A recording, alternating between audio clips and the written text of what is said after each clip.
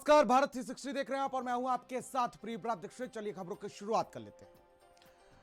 राजधानी लखनऊ में भारतीय जनता पार्टी के कार्यालय में यूपी प्रदेश अध्यक्ष को लेकर बड़ी बैठक हुई। बैठक के लिए राष्ट्रीय संगठन महामंत्री बी एल संतोष पहुंचे और इसमें वर्तमान बीजेपी अध्यक्ष भूपेन्द्र चौधरी, उप मुख्यमंत्री केशव प्रसाद मौर्य, ब्रजेश पाठक समेत प्रदेश संगठन महामंत्री धर्मपाल मौजूद रहे। बैठक से निकलते ही ऐसा लगा कि नाम फाइनल हो गया है। खैर, ऐसा हो भी गया है और अब महज औपचारिक घोषणा होना ही बाकी है। ऐसे में कई नाम लिस्ट में और शीर्ष पर पंकज चौधरी का नाम आखिर क्यों है, रिपोर्ट के जरिए आपको दिखाते हैं और साथ ही यह भी दिखाते हैं कि आखिर अमित शाह ने क्यों कह दिया था कि अगर पंकज चौधरी जैसा सांसद ढूंढोगे तो आपको दिया लेकर भी नहीं मिलेगा। रिपोर्ट देखिए।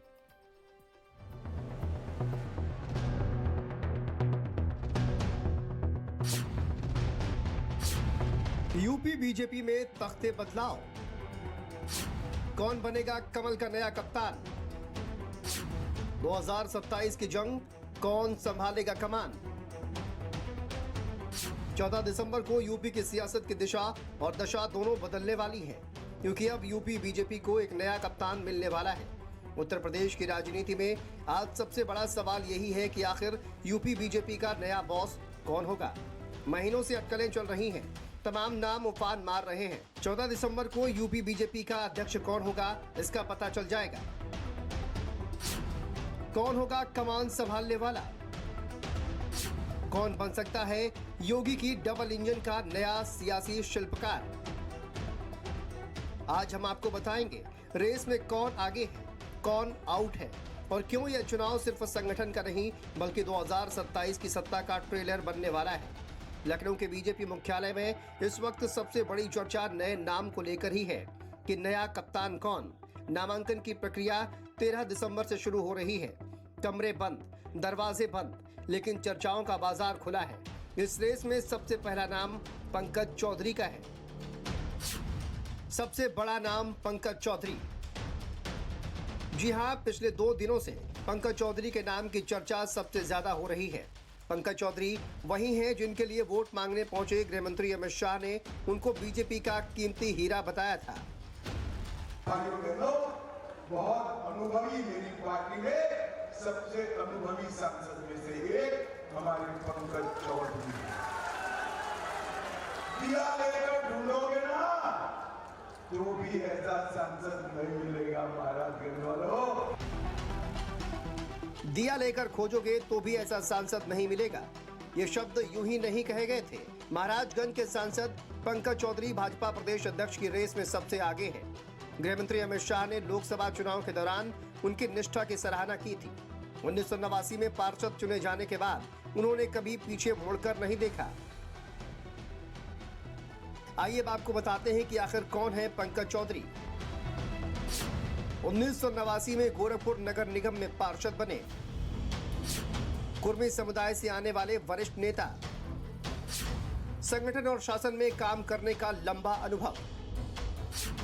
2024 में सांसद बनने के बाद वित्त मंत्रालय में राज्य मंत्री। महाराजगंज लोकसभा से 1991 से अब तक 7 बार चुनावी जीत। इस सीट से वो केवल 1999 और 2009 में ही चुनाव हारे हैं। तो ऐसे में उनके अध्यक्ष बनने से 2027 में होने वाले विधानसभा चुनाव में बीजेपी को फायदा हो सकता है। कुर्मी जाति से आने वाले चौधरी का प्रभाव केवल महाराजगंज ही नहीं बल्कि उनके आसपास पड़ने वाले जिलों में भी है। अब आपको बताते हैं कि सियासी गलियारों में दूसरा सबसे बड़ा नाम कौन सा है।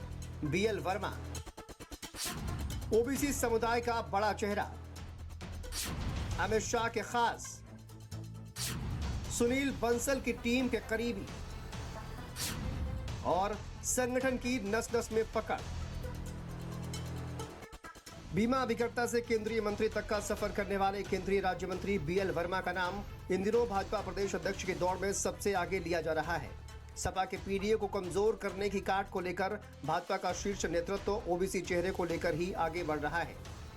आइए अब आपको बताते हैं कि बीएल वर्मा का राजनीतिक सफर कैसा रहा।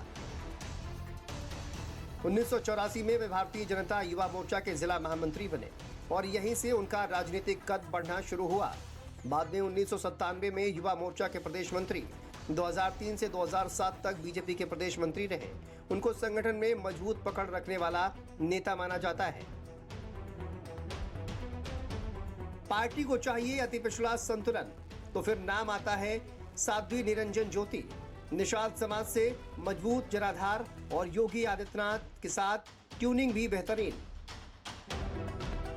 अगर साध्वी निरंजन ज्योति को यूपी भाजपा की प्रदेश अध्यक्ष बनाया जाता है तो ये पार्टी का बड़ा दांव होगा, क्योंकि 1980 में भारतीय जनता पार्टी की स्थापना के बाद से अभी तक उत्तर प्रदेश में कोई भी महिला प्रदेश अध्यक्ष नहीं बनी है।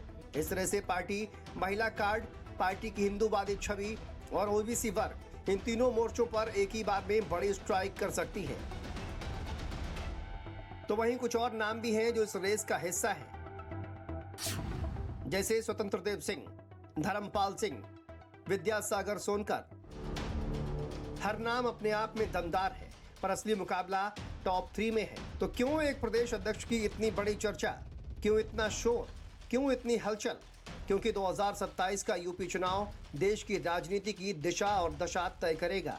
यही राज्य प्रधानमंत्री देता है, रक्षा मंत्री देता है, दिल्ली की राजनीति को कमान देता है, और इस रणनीति की रीढ़ होगा बीजेपी का नया प्रदेश अध्यक्ष। एक तरफ है योगी आदित्यनाथ का करिश्मा, दूसरी तरफ है दिल्ली का संगठन, और इसके बीच पुल होगा यूपी बीजेपी का नया प्रदेश अध्यक्ष। ब्यूरो रिपोर्ट, भारत समाचार।